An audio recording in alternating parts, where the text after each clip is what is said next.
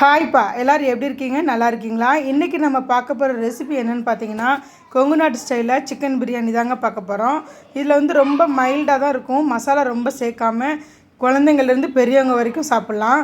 இது சாப்பிட்றதுனால உங்களுக்கு அஜீரண கோளாறு அந்த மாதிரி எதுவுமே அந்த அளவுக்கு வராது.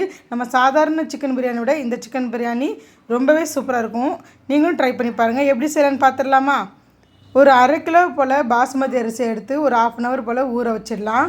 இது ஊறட்டும். அதுக்குள்ளே பார்த்திங்கன்னா ஒரு 15 போல் சின்ன வெங்காயம், ஒரு 4-5 துண்டு இஞ்சி, ஒரு 20 பல் போல் பூண்டு. இது வந்து 1/2 கிலோ அரிசிக்காக சொல்கிறேன்.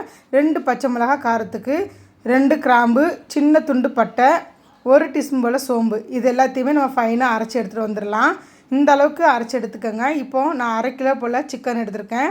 அதில் நம்ம அரைச்சி வச்ச பேஸ்ட்டையும் ஒரு 200 கிராம் போல் தயிர் சேர்த்துக்கலாம். ஏன்னா நம்ம தக்காளி எதுவும் சேர்க்க போகிறதில்ல. இப்போது சிக்கனுக்கு தேவையான அளவு உப்பும் சேர்த்துக்கலாம்.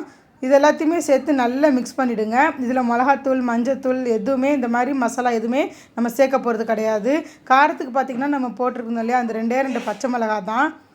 இப்போ இது எல்லாத்தையுமே நல்லா மிக்ஸ் பண்ணிவிட்டு ஒரு 1/2 hour போல் ஊற விட்டுடுங்க. அதுக்கப்புறமா நம்ம சமையல் ஆரம்பிச்சிடலாம். இப்போ 1/2 hour போல் ஊறிடுச்சு. இப்போ பேன் அல்லது குக்கர் எதில் நீங்கள் சமைக்கிறீங்களோ அதில் வந்து ஒரு 50 ml போல் சமையல் எண்ணெய் சேர்த்துக்கோங்க. வாசனை இல்லாத சமையல் எண்ணெயாக இருக்கட்டும். ஏன்னா sunflower oil, rice brand oil அந்த மாதிரி எதுவும் சேர்த்துக்கோங்க. ஒரு 25 ml போல் நெய் சேர்த்துக்கோங்க. இது ரெண்டுமே நல்லா ஹீட் ஆகட்டும். ஆனதுக்கப்புறமா நான் வந்து ஏலக்காய் வந்து அதில் சேர்த்து அரைச்சோன்னா உங்களுக்கு ஒரு மாதிரி திகட்ட ஆரம்பிச்சிடும். அதனால் இந்த எண்ணெயில் பொரிய விட்டுறலாம். ஒரு 4 ஏலக்காய் போட்டு பொரிய விட்டுறலாம். பொரிஞ்சதுக்கப்புறமா பார்த்திங்கன்னா 200 கிராம் போல் பெரிய வெங்காயத்தை நீல வாக்கில் நறுக்கி வச்சுருக்கிறேன். அதையும் சேர்த்து நல்லா வதக்கலாம். வெங்காயம் வந்து உங்களுக்கு ப்ரௌன் கலர் ஆக வேண்டியதில்லை. ஒரு 75% வெந்தால் போதும். ப்ரௌன் கலர் ஆகிடுச்சுன்னா உங்களுக்கு ரைஸுடைய நிறமும் மாறிடும்.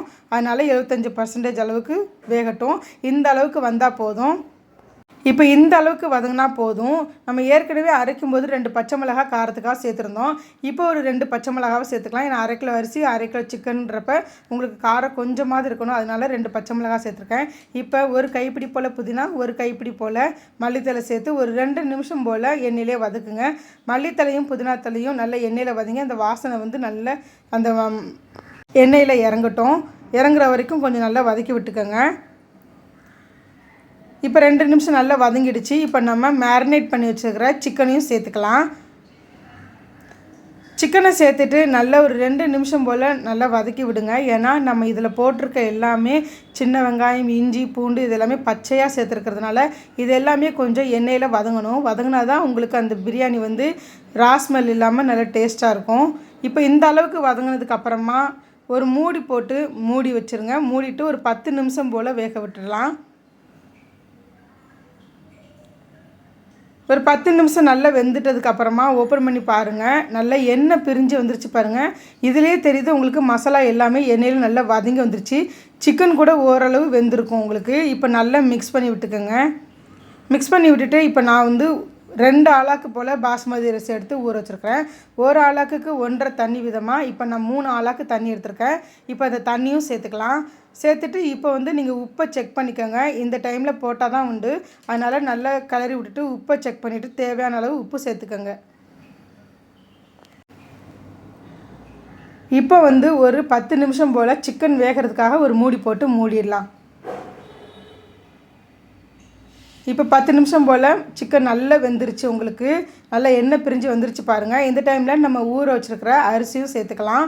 சேர்த்துட்டு நல்லா கலந்து விட்டுட்டு ஸ்லோ ஃப்ளேமில் வச்சுட்டு மூடி போட்டு மூடிடுங்க. மூடிட்டு வெயிட்டுக்காக பார்த்திங்கன்னா நான் வந்து இந்த மாதிரி இடிக்கல்ல தான் வச்சுருக்கிறேன்.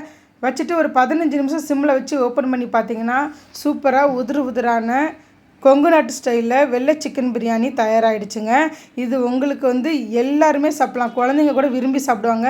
ரொம்ப காரமும் இருக்காது, ரொம்ப மசாலாவும் இருக்காது. சில பேருக்கு பிரியாணி சாப்பிட்டா நெஞ்சு கறிக்குன்னு சொல்லிடுவாங்க. அந்த மாதிரி இந்த பிரியாணி வந்து கிடையவே கிடையாது. அவ்வளோ டேஸ்ட்டாக இருக்கும். கண்டிப்பாக நாளைக்கு இதை ட்ரை பண்ணி பாருங்கள். சண்டே கண்டிப்பாக உங்கள் வீட்டில் ட்ரை பண்ணி பாருங்கள்.